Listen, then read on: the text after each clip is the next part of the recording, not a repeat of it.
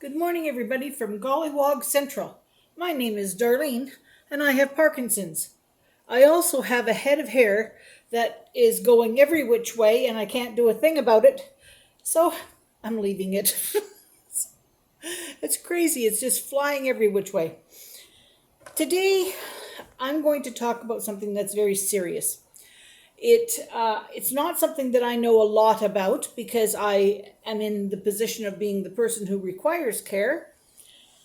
But there is so many people that are caregivers and spouses, as well as people who do it as a living. Now, there's a difference. If you're doing it as a living, and you're going in, I commend you because it is not an easy job, and you're doing it because it's what you want to do to help people. But at least you get time off. You work a set number of hours and then you go home to your family and you have some time off. The people who are caregivers, who are spouses or children, or other family members, siblings, they don't get time off. And it's terribly important that they get some kind of respite care. And I don't know what's happening in our country that isn't being prioritized for a lot of people, but there's a lot of people that just can't access the respite care. And there's sometimes extenuating circumstances. I look at my brother, who's caregiver for my father. He doesn't get very much time away from looking after dad.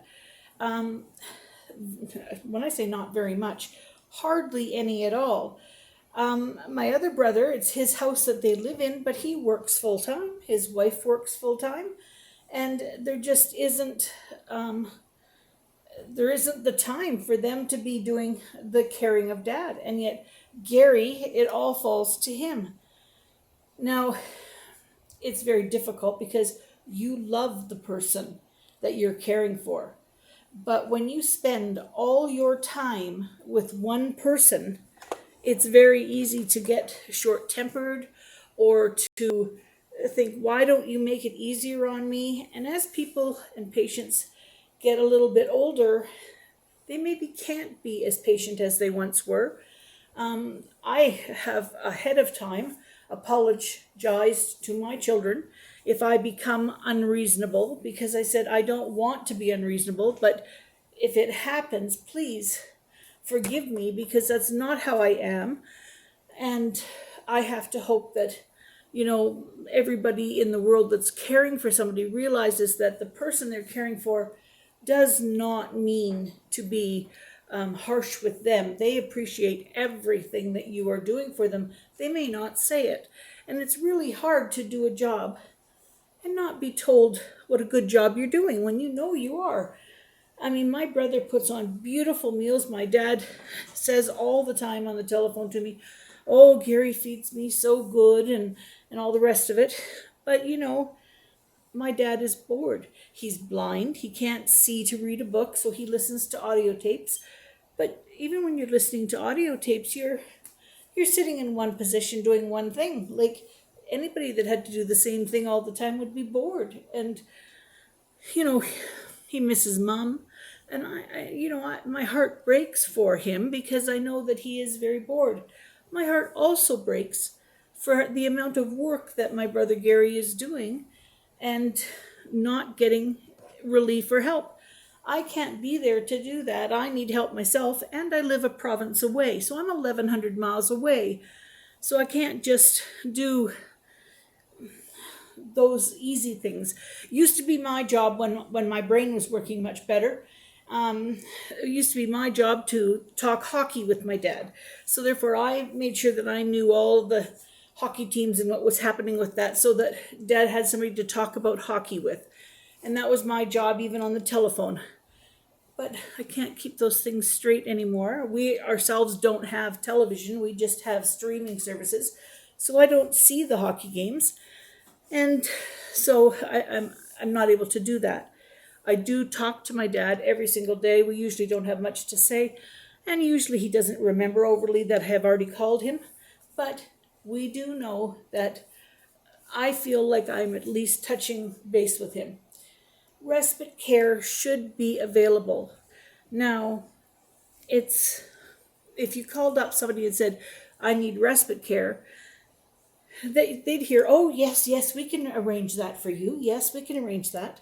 And then you would find out that there's a cost involved. So if you're not having it covered by some kind of medical thing, it's going to cost you a lot of money.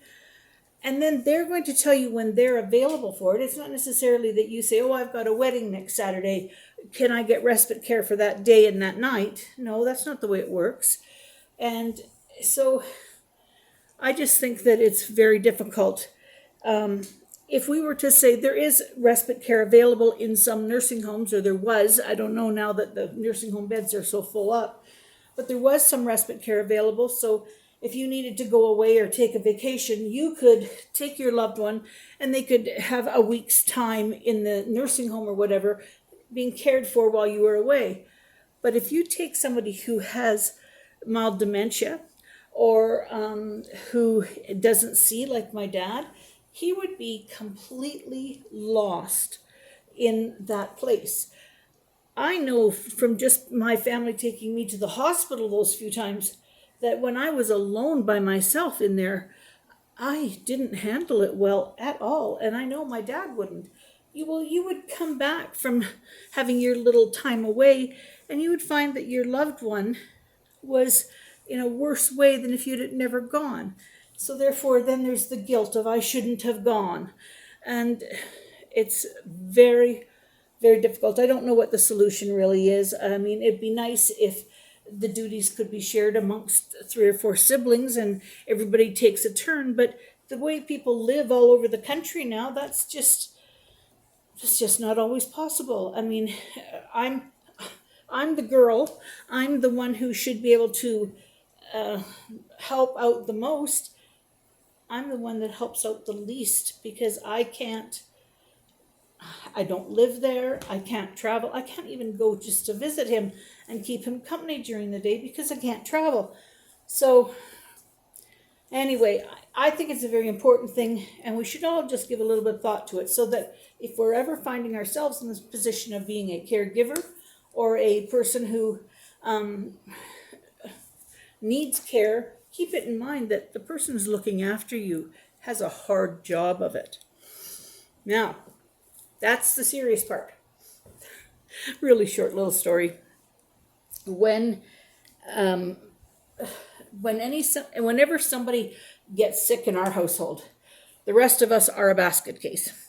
We can't go clean up any messes. We just have a hard time with it. But my husband, he's the one that comes to the rescue. He'll go in and he'll get it all cleaned up. While we're cleaning up the child, he's cleaning up the mess. Well, anyway, Ivy knew that her mom wasn't good about this, right? So anyway, she used to know that we would sometimes say, do you want us to give you a little bowl or something to take to the bed with you if you're not feeling good? Yes, she would have her little bucket. Well, anyway, so her little bucket was by her bed. And she wasn't feeling well one night, and she gets her bucket, but she didn't make it to the bucket. And she made a bit of a mess. And when her mom came into the room to check on her and saw that there was some mess, we, of course, called for Grandpa to come down and help clean up the mess. And we were going to whoosh her into the bathroom. And she looks at her mom and she says, oh, Mom, I gived up. I gived up. To this day, whenever somebody's going to get sick, we went, oh, they're going to give up. So, anyway, Ivy, I love you, dear. All right, we'll talk to you all tomorrow.